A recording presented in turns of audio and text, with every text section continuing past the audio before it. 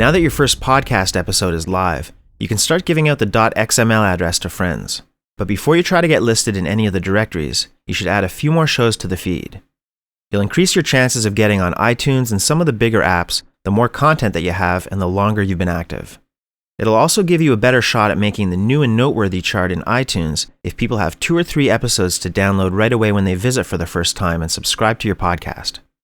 Updating your feed a couple more times with new shows will also help you practice and should be all that you need to get the hang of it. First, upload a new MP3 file to your podcast folder with FileZilla. When it's done, you can close that and then open up an internet browser. Now log into cPanel and find your file manager. Like we did in the last unit when I forgot to remove the commas in the MP3 length, you need to edit your podcast.xml file in the public HTML folder. Hover over top of it or left-click once to select it, then right-click and choose Edit twice to get in there. You won't have to touch the channel settings in the top half at all now that your feed is set up. We're just going to add a new item paragraph and then update the last build date line in the middle. The easiest way to make a new episode is to just select the whole item chunk containing the previous show, right-click Copy, and then paste it here so that it's now the first item below the last build date line. We'll only need to make a few changes and just replace some of that info to point this item to the new MP3 you just uploaded. Start with the title of your new episode. The iTunes author and link under that won't change, but the description here on the next line needs to be updated with a track listing or information about the latest episode. Condense the description to 3 or 4 keywords for the iTunes subtitle, and then copy and paste your full description into the summary to replace the old one. Author will stay the same, but add today's date and current time as the pub date on the next line. Leave the category on music, but you'll need to update the enclosure URL to match the file name of your new episode. Since you probably uploaded it into the same folder as your first show, just change the episode title so that it points to the new MP3 file. Take a look at the general properties of that file by right-clicking over top of it and then copy the size in bytes.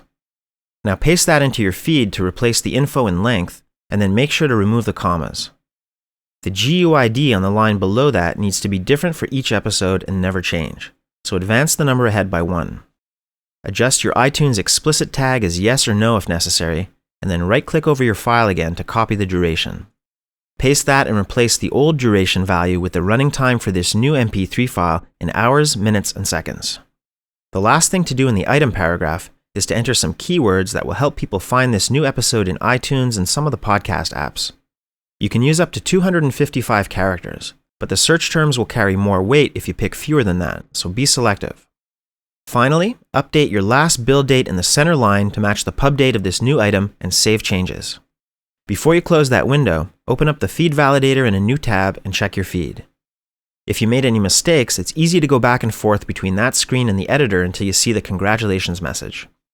Here are those steps again for updating your podcast. Upload the MP3 file of your new episode with FileZilla.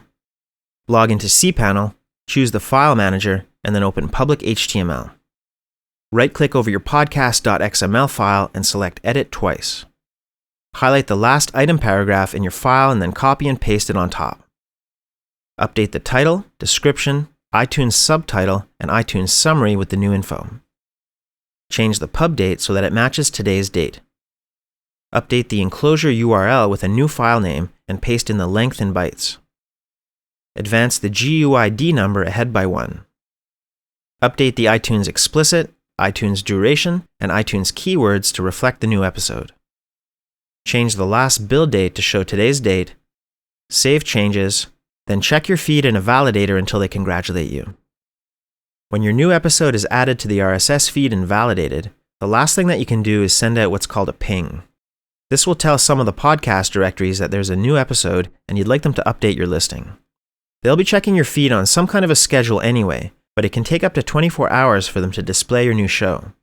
Sending a ping alerts them right away and can speed up that process sometimes.